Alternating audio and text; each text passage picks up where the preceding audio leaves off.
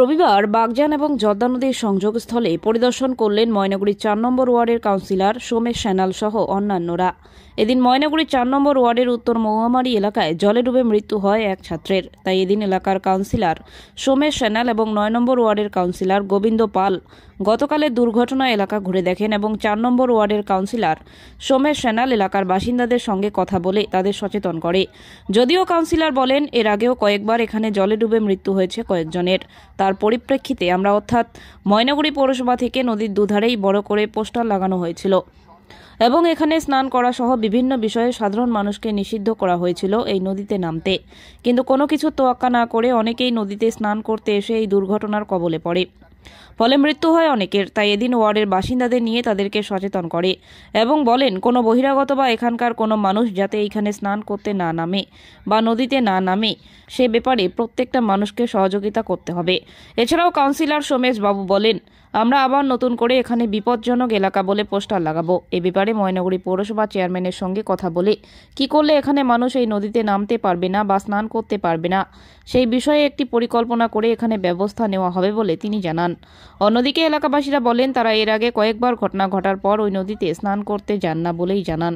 কিন্তু কিছু আশেপাশের মানুষজন কোন সময় কখন এখানে স্নান করতে আসে সেটা আমাদের দ্বারা লক্ষ্য করা সম্ভব নয়। সেই সময় যদি কোনো দুর্ঘটনা ঘটে তাহলে তো কিছু করার থাকে না। যদিও আমরা এবার পৌরসভার কাউন্সিলরের কথা মতন এবং নজর রাখবো নদীতে যাতে কেউ স্নান না করতে আসে বা নদীতে না নামে সে ব্যাপারে তাদের সঙ্গে কথা বলবেন বা তাদের বোঝাবেন। ঝুলনবাবু, বললাম যে গতকাল যে ঘটনাটা ঘটেছে এই বাগজান নদীতে, মানে বাগজান এবং জর্দার সংযোগস্থল, তো এই ব্যাপারে আপনারা এর আগেও সতর্ক করেছিলেন, বোর্ড লাগানো ছিল। যেহেতু কালকে একটা এরকম ঘটনা ঘটে গেছে, একজন মারাও গেছে, কি করবেন আপনারা পৌরসভা থেকে? অ্যাকচুয়ালি গতকালের ঘটনাটা অত্যন্ত মর্মান্তিক একটা ঘটনা। ১৭ বছরের একজন যুবক স্নান করতে এসে তলিয়ে যায় এবং মারাও যায়। আমরা ছিলাম হাসপাতালে প্রথম থেকে শেষ অবধি, যাতে ভবিষ্যতে এই ঘটনা না ঘটে পৌরসভার থেকে আমরা সতর্কমূলক ব্যবস্থা হিসাবে এখানে আগের থেকেই আমাদের বোর্ডও লাগানো আছে। আমরা চাই এই জায়গাটাকে সুন্দর করে ঘিরে দিয়ে এবং রেলের যে ব্রিজ আছে সেই ব্রিজ থেকে একটা বড় পোস্টার যাতে আমরা নিচে নামিয়ে দিতে পারি যে এখানে স্নান করা আইনত দণ্ডনীয়, কেউ নামবেন না। আশেপাশের জনগণও কেউ আমরা সবাইকে ডেকে নিয়ে এসেছি যে এনারাও বুঝাবে যাতে এখানে কেউ স্নান না করে, কারণ প্রত্যেক বছর এখানে একজন দুজন করে মারা যায়। এটা একটা খুব মর্মান্তিক ঘটনা। আমরা পৌরসভার থেকে চেষ্টা করব এই ঘটনা ভবিষ্যতে যদি না ঘটে সব রকমভাবে আমরা সহযোগিতা করবো পৌরসভা। আজকে এদেরকে কি করলেন? এদেরকে বুঝালাম যে স্নান করতে আসবে অন্তত আপনারা বলবেন যে এখানে স্নান করার আইন নেই, পৌরসভার থেকে বারণ করে দিয়ে গেছে, আমাদের কাউন্সিলর সাহেব এসে বারণ করে দিয়ে গেছে। সচেতন করার জন্য ওনাদেরকে ডেকে নিয়ে এসে বললাম। আশা করি ওনারাই সকলকে বলে দেবে এখানে স্নান করা যাবে না। অনিল, আপনি কত নম্বর ওয়ার্ডে থাকেন? ৪ নম্বর ওয়ার্ডে। তো ৪ নম্বর ওয়ার্ডের তো কাউন্সিলর আসলো আজকে। হ্যাঁ, আসলো। তো আপনাদের এই যে নদীতে কালকে ঘটনাটা ঘটে গেছে, তো সেই ব্যাপারে কি বললো কাউন্সিলর? বললো সবাইকে সতর্ক করে দিল, নদীতে নামবা না, নদীতে গিয়ে চান করবা না, এরকম ওরকম হয়ে যাচ্ছে, দুবার হয়ে গেল।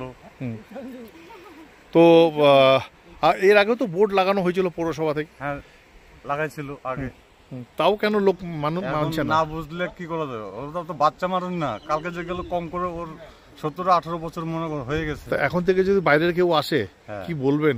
আমরা নাই করে দিব। আমার নাম দীপ্তি রায়। কি করলো আজকে এখানে কাউন্সিলর আপনাদের?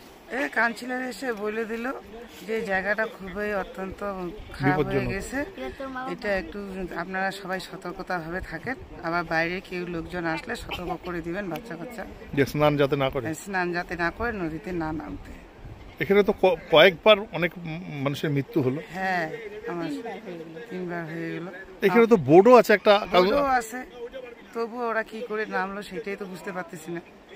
তা আপনারা এবার থেকে কি বোঝাবেন বাইরের লোক আসলে? হ্যাঁ, আমাদের চোখে পড়লে আমরা বুঝাবো, আমরা বুঝাইও। তো এই আজকে আপনাদের ওয়ার্ডের যে কাউন্সিলর আসলো, কাউন্সিলর এসে কি বুঝালো আপনাদের? আমাকে বললো যে এখানে যে নদী থেকে যদি চান কেউ না করে সতর্ক থাকতে বললো। আপনারা সবাইকে যারা স্নান করতে আসবেন না বলবেন? হ্যাঁ, আপনারা নিজেরাও তো স্নান করবেন না, বাচ্চাদেরও পাঠাবেন না।